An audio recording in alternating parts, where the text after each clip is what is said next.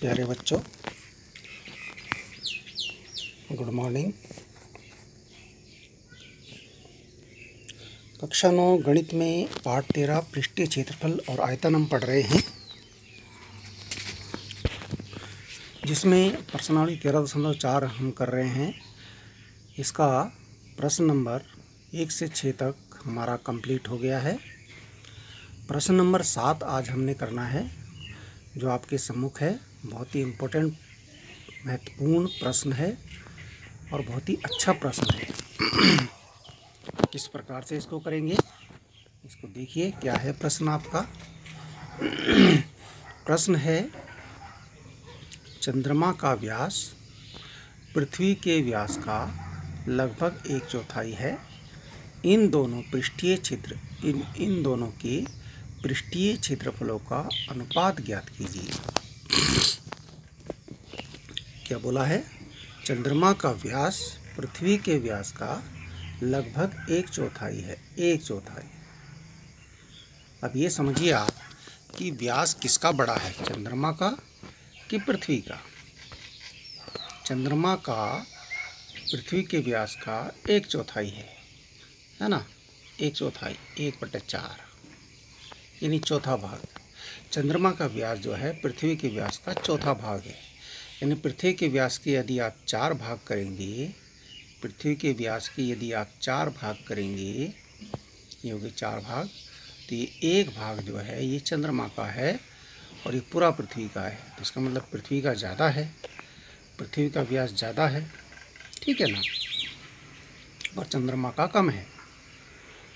अब देखिए इसको हम कैसे करेंगे। मान लेते हैं, माना पृथ्वी का व्यास d है, d फॉर डायमीटर। इसको इंग्लिश में डायमीटर भी कहते हैं व्यास को, इसलिए हमने इसको d से प्रदर्शित किया।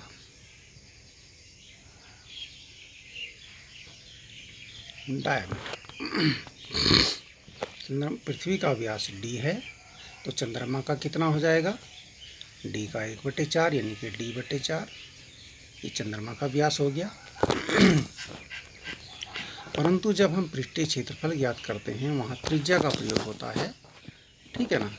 तो पृथ्वी की त्रिज्या r क्या हो जाएगी भाई? व्यास d है तो r व्यास का आधा होता है, d/2।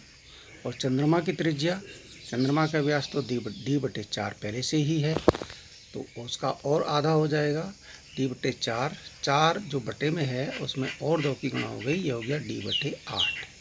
d/4 था व्यास, d/4 व्यास था, त्रिज्या होगी इसकी d/8, यानी d/4 का भी आधा, ठीक है।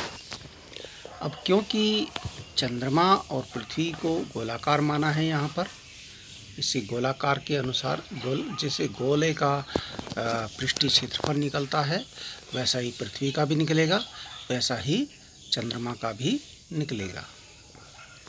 अब गोलाकार पृथ्वी का पृष्ठीय क्षेत्रफल 4πr², गोले का सूत्र लगेगा इसमें।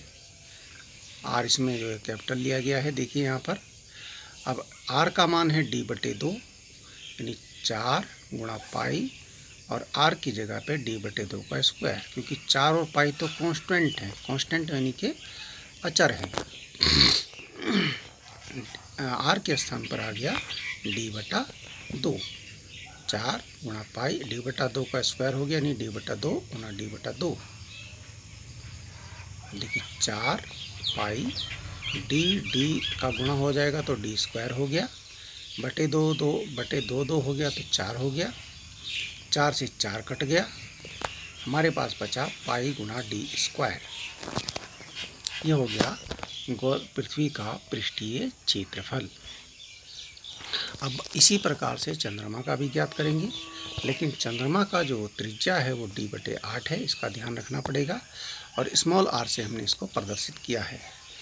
तो गोलाकार चंद्रमा का जो पृष्ठीय क्षेत्रफल होगा वो होगा 4πr², लेकिन स्मॉल में, r स्मॉल में। जो r स्मॉल में है उसका मान है d/8, तो 4 गुणा पाई गुणा d/8 का होल स्क्वायर। अब 4 गुणा पाई गुणा d/8 गुणा d/8, क्योंकि स्क्वायर है। 4 से 8 कट गया 2 बार, हमारे पास बचा पाई और d गुणा d स्क्वायर, बच्चे में 2 गुणा 8, बटे में हो गया 2 गुणा 8, तो पाई d स्क्वायर बटे 16। ओके, इतना आपको आसान लगा होगा। इसके बाद देखिए, इसमें कोई नंबर्स नहीं है, सिर्फ d r ऐसे ही है।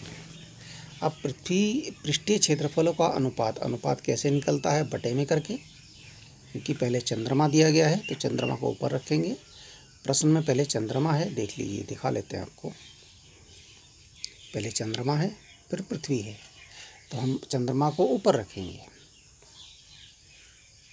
यहाँ ध्यान देंगे आप, पृष्ठीय क्षेत्रफल के अनुपात में चंद्रमा का पृष्ठीय क्षेत्रफल बटा पृथ्वी का पृष्ठीय क्षेत्रफल। चंद्रमा का जो पृष्ठीय क्षेत्रफल है वो इतना है, पाई d स्क्वायर बटे 16। अब हम इसको बटा में लिखते, लेकिन बटा का मतलब भाग होता है, तो हम बटा में पहले से भी है, तो हम थोड़ा समझाने के लिए भाग में लिख रहे हैं। पृथ्वी का पृष्ठीय क्षेत्रफल भाग पाई d स्क्वायर है, बटे में हमने एक अपनी तरफ से किया है। क्यों किया है? क्योंकि बटे का गुणा करना है, हमने उसको उल्टा करना है। तो पाई d स्क्वायर बटे 16 तो ये है ही है। अब यहाँ ये तो है ही है ना, ये भाग है, यहाँ पे गुणा कर दिया भाग का और इसको उल्टा कर दिया, 1 बटा पाई d स्क्वायर। अब पाई से पाई कटा, d स्क्वायर से d स्क्वायर कटा, हमारे पास ऊपर बचा 1, नीचे बचा 16, तो 1 बटा 16। ये आ गया पृष्ठीय क्षेत्रफल का अनुपात। इसको ऐसे भी लिख सकते हैं कि चंद्रमा और पृथ्वी के पृष्ठीय क्षेत्रफल का अनुपात हो गया 1:16। ये आपका 7वें प्रश्न का आंसर है। समझ में आया होगा आपको? ठीक है, आगे बढ़ते हैं। इसका प्रश्न नंबर 8 है, हमारे सम्मुख है प्रश्न नंबर 8। ये है एक गोलाकार कटोरा, एक अर्धगोलाकार कटोरा। सॉरी, आपके घर में जो कटोरे हैं वो भी लगभग अर्धगोलाकार ही हैं। सारे कटोरियाँ जो भी हैं वो अर्धगोलाकार ही हैं लगभग, पूरी तरह से नहीं है। पूरी तरह से होंगे तो फिर वो टिकेंगे नहीं। उनके टेक भी बनाने के लिए ऐसा बनाया गया है।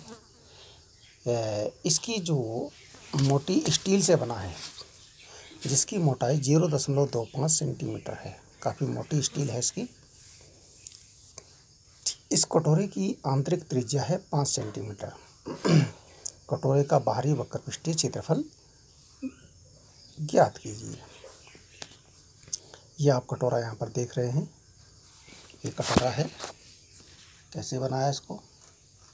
ऐसे बनाया, मान लीजिए अर्धगोलाकार है,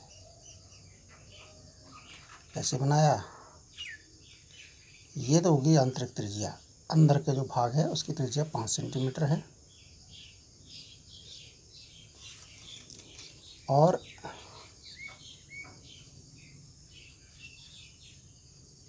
इसमें जो है, इसकी जो मोटाई है स्टील की, ये वाली स्टील की मोटाई, ये 0.25 सेंटीमीटर है।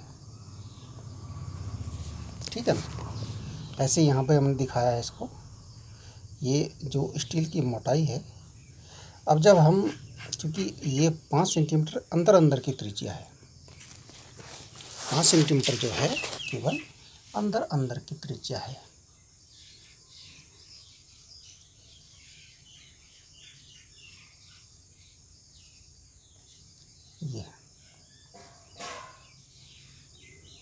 ये केवल अंदर की त्रिज्या है यहाँ तक। और जब हम बाहरी त्रिज्या की बात करेंगे तो ये 0.25 इसमें और जुड़ जाएगा। यहाँ तक की बात करेंगे जो 0.25 और जुड़ जाएगा, 5 + 0.25, तब त्रिज्या ये हो जाएगी। कितनी हो जाएगी? 5.25 सेंटीमीटर। ये त्रिज्या हो जाएगी फिर, है ना? क्योंकि अब ये आंतरिक त्रिज्या 5 सेंटीमीटर, कटोरे की स्टील की मोटाई 0.25 सेंटीमीटर। अब कटोरे का बाहरी वक्र पृष्ठीय क्षेत्रफल ज्ञात करना है, बाहरी और वक्र पृष्ठीय। बाहर का ज्ञात करना है। तो यहाँ देखिए, अब दिया है अर्धगोलाकार कटोरे की आंतरिक त्रिज्या 5 सेंटीमीटर, स्टील की मोटाई 0.25 सेंटीमीटर। तो बाहरी त्रिज्या बराबर 5 में 0.25 को जोड़ दीजिए, हो जाएगा 5.25 सेंटीमीटर। जोड़ना आना चाहिए भाई, ये 5 है, 0.25 जोड़ेंगे तो ऐसे जोड़ेंगे, क्योंकि इकाई यहाँ 5 है, यहाँ 0 है। अब जोड़ेंगे ऊपर नीचे करके, चाहे इसमें तो 2 0 भी लगा लीजिए। अब जोड़ लीजिए इसको, ठीक है। अब यहाँ जोड़ा हमने, ये आया आपका 5.25 सेंटीमीटर। इसको दशमलव हटाना है हमने, तो बटे में 100 कर लीजिए, 525/100 सेंटीमीटर। काटना है तो यहीं काट लीजिए, नहीं तो आगे लेके चलते हैं ऐसे ही। तो अर्धगोलाकार कटोरे का बाहरी वक्र पृष्ठीय क्षेत्रफल 2 पाई, यहाँ देखिए हमने कैपिटल आर लिया है, बाहरी को, आंतरिक इसकी स्मॉल आर थी, तो बाहरी हमने कैपिटल आर ले लिया है, 2 पाई आर स्क्वायर। कन्फ्यूज मत होइए यहाँ पर। 2 गुणा 22/7, 525/100 का स्क्वायर। 2 गुणा 22/7, 525/100 गुणा 525/100। अब ये कट गया, देखिए 25 से काटा हमने, यहाँ 25 लिख दिया हमने, यहाँ पर 25 से काटा 100 को और 525 को। 100 कटा 4 बार और 525 कटा 21 बार। यहाँ भी ऐसे ही काटा, ये 21 बार, ये 4 बार। 25 से काटा, 25 के पाड़े से। हमारे पास आ गया, क्या आया, 2। क्या आया हमारे पास, 2 आया। 22/7 रह गया, 21/4 आया था और 21/4 आया था। अब इस 7 से 21 भी कट गया 3 बार, 2 से 4 भी कट गया 2 बार। अब क्या बचा हमारे पास, 22 बचा, 3 बचा, 21 बचा। 22, 3, 21 बटे में 2 और 4 बचा, 2, 4। अब फिर हम आगे बढ़े तो क्या हुआ, इस 2 से ये 22 कट गया 11 बार। अब हमारे पास बचा 11, 3 और 21 बटे में बच गया 4, ठीक है। अब 11, 21 और 3 की गुणा करी 63 आया, 21 या 63 तो गुणा 11 की भी गुणा करी तो हो गया 693 गुणा। आप चेक कर लेना दोबारा, हो सकती गलती हो जाए। और बटे में 4 का हमने भाग नहीं दिया, तो आपको देना पड़ेगा 4 का भाग 693 में। 4 एकम 4 बचा 2, 9, 4 7 28 बचा 1, 3, 4 3 12 बचा 1, दशमलव लगा 0 बढ़ाया, 4 दूना 8, ये 8 हो जाएगा। ये बचेगा आपका 2, 0 बढ़ाया, 4 पंजे 20, ये आ जाएगा आपका 173.25। इतना आना चाहिए। वैसे आप गुणा और काटना चेक कर लेना एक बार, अपने हिसाब से काट लेना, तो आपका आंसर आ जाएगा। मेथड यही रहेगी, ठीक है। अब आगे बढ़ते हैं। प्रश्न नंबर 9 है हमारे पास, बहुत ही इम्पोर्टेंट और बहुत ही अच्छा प्रश्न है। इसमें कुछ ज़्यादा काम नहीं है, टेक्निकल है थोड़ा सा।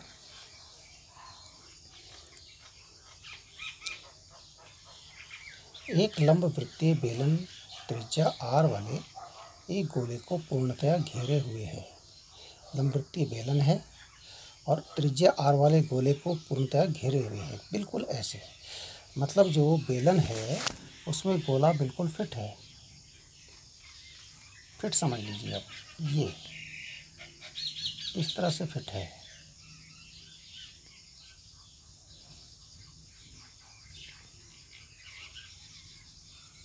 अब इस तरह से कुछ फिट है ये। मतलब कहने का अर्थ है, जो इसकी त्रिज्या होगी वही लंबवृत्तीय बेलन के आधार की त्रिज्या होगी। जो इसकी ऊंचाई होगी, इसकी क्या कहते हैं, इसकी बेलन की ऊंचाई होगी वो इसकी आर और नीचे वाली आर यानी 2r यानी व्यास के बराबर होगी।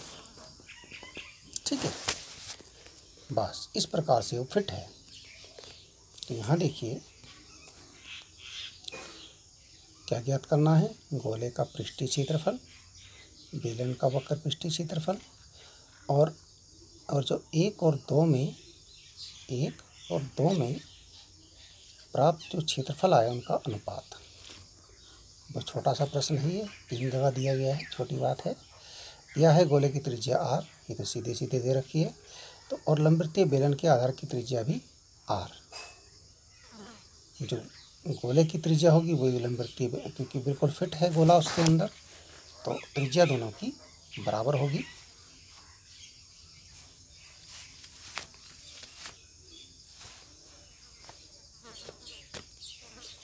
यहाँ देखिए ये यहाँ पर त्रिज्या है और यहाँ पर इतनी त्रिज्या ये भी है, बराबर होगी, है ना। और बेलन की जो ऊंचाई होगी h वो इसके व्यास के बराबर होगी, व्यास। और व्यास होता है 2 r के डबल, त्रिज्या का डबल यानी कि 2r। तो h बराबर होगा 2r, ये r और एक और r हो गए 2r। ठीक है, अब गोले का पृष्ठीय क्षेत्रफल, गोले का पृष्ठीय क्षेत्रफल कितना होगा 4πr², सीधे सीधे। अब बेलन का वक्र पृष्ठीय क्षेत्रफल, बेलन का जो वक्र पृष्ठीय क्षेत्रफल होगा वो होता है सूत्र 2πrh, 2πrh, 2πr त्रिज्या है और h जो है वो 2r के बराबर है, गुणा 2r। अब देखिए 2 की 2 में गुणा भी हो गया 4, ये पाई r की r गुणा r, 2r है, 2 जगह r है, 2 भी 2 बार है, तो हो गया आपका देखिए 4πr r², 4πr²। यानी बेलन का जो वक्र पृष्ठीय क्षेत्रफल वो भी 4πr² के बराबर हो गया। गोले का पृष्ठीय क्षेत्रफल 4πr² था ही, बेलन का वक्र पृष्ठीय क्षेत्रफल भी 4πr² है। अब देखिए जो हमारा 1 में आया, 1 में क्षेत्रफल क्या आया 4πr², 2 में क्षेत्रफल आया 4πr²। अब 1 और 2 में प्राप्त क्षेत्रफलों का अनुपात यानी गोले का पृष्ठीय क्षेत्रफल बटे बेलन का वक्र पृष्ठीय क्षेत्रफल। अनुपात के लिए ध्यान रहे बटे में लिखना पड़ता है, अनुपात के लिए बटे में लिखना पड़ता है। तो गोले का जो आया था वो 4πr² था, बेलन का वक्र पृष्ठीय क्षेत्रफल भी 4πr² था। 4 से 4 कटा, पाई से पाई कटा, r² से r² कटा, सब कट गया एक बार, ऊपर नीचे वाला भी कट गया एक बार, 1/1 आया, यानी 1:1। जो अनुपात हो गया आपका वो हो गया 1:1। ये आपका आंसर हो गया। ये आपके ये प्रश्नावली 13.4 आपकी कंप्लीट हो गई। ठीक है, इसे आप करेंगे ध्यान से, कुछ नहीं आएगा तो पूछेंगे, पर जो भी काम ज़रूर करना है, ये नहीं कि आया नहीं तो किया नहीं, करना तो है। नहीं आएगा तो पूछिए, पूछ कर कीजिए। ठीक है, नहीं आएगा तो पूछ कर कीजिए, आ जाएगा तो कर लीजिए, समझ में आ गया तो कर लीजिए, वीडियो को देखिए ध्यान से, नहीं आएगा तो पूछिए। अब ऐसा नहीं है कि आप कहें कि आया ही नहीं समझ में तो इसलिए किया ही नहीं, करना तो है। ठीक है, ठीक है, धन्यवाद।